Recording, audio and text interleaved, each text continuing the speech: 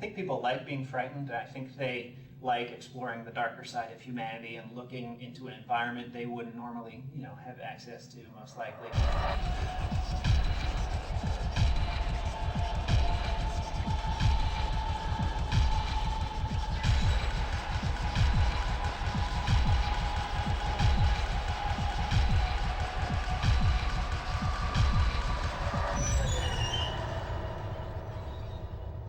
I think early on, the team would talk about what we found compelling in the horror genre, and far and away, The Shining was the movie that stood out for everyone as something that was uniquely horrific, yet not cheesy or ridiculous at the same time. It's a serious piece that is also intensely frightening.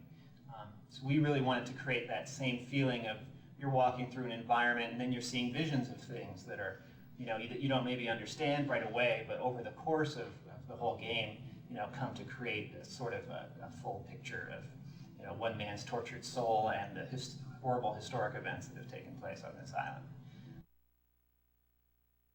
The island has had a colorful history, where there was a rock quarry that was used to build the prison. There was a beach where a ship wrecked. There's an old abandoned asylum, which is a Victorian home from the late 19th century.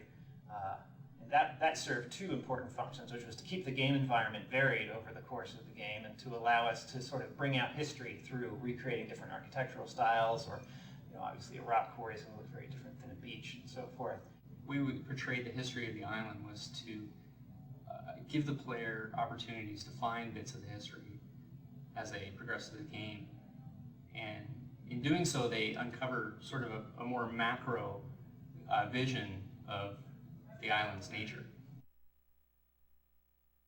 We didn't really want a character that looked any particular nationality or race. He really is almost Neanderthal in his appearance. He's very primal. We wanted that strength to kind of come through, so we built up some of those characteristics. A tough character that no matter what he was doing, he always came through as like a really solid, calm, tough guy. And then he looked cool no matter what he was doing. Like he was just shooting a gun, he looked good shooing a gun, and he looked tough and carried out an attitude throughout.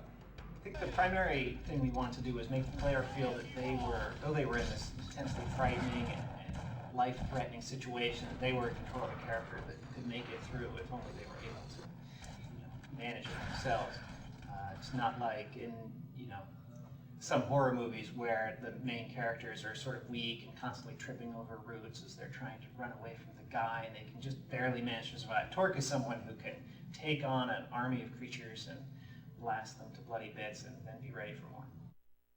Well, the thing with Blood is it's actually a lot like a shadow map in terms of projecting geometry onto another object. So we basically take our Blood texture map, we figure out what objects collided with, and we send it through a projection matrix, and it ends up being rendered on top of the other geometry, looking like it's actually attached to it.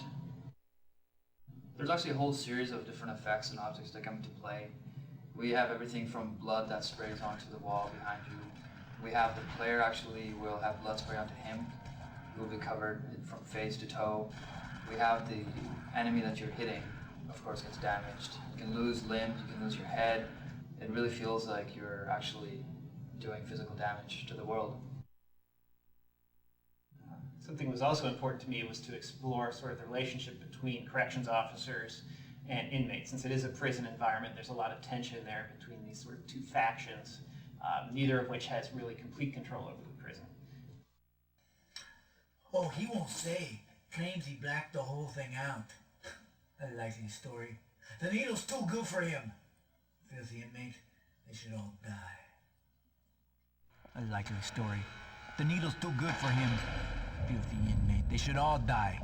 Since we were going for sort of a continuous immersive experience, we didn't have the benefit of mission screens or voiceover narration or something helping the player along. So it was a real challenge to sort of get the characters to both talk in a way that's realistic and also in a way that'll convey the story to the player. Welcome to Carnate, inmates. Enjoy your stay. Once the cataclysm happens and the creatures are everywhere, the corrections officers are really on the same side you are.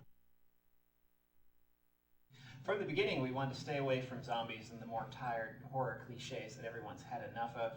and wanted to move on to something that was more disturbing and more unique to this experience. I think it was also early on we decided we wanted to have a theme for all the creatures so that they weren't just, this random Cthulhu monster or, this random apparition. Instead it was they're each themed after different execution methods, which ties into the history of Carnate and all the various forms of humans killing humans that have gone on there.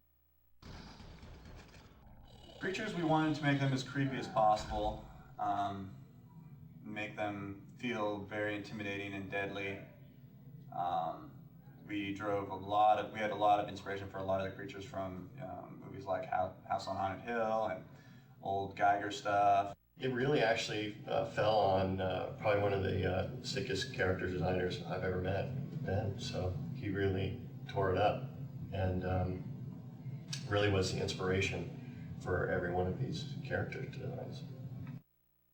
They really started to come home and really started to really have some depth to them once the sound got in. I have to say the sound is probably one of the most amazing pieces of work that's been put into this game. It's incredible.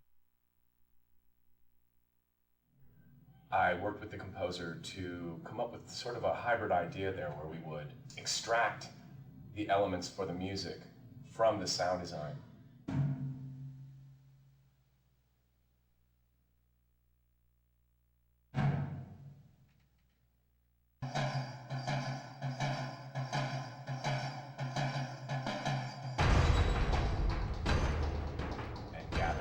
Objects that were made of various elements, stone, steel, things that had long tones.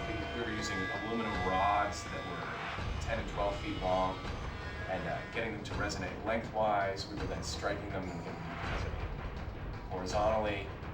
Just about anything we could think of to create sonic signatures that were not typically used in game soundtracks.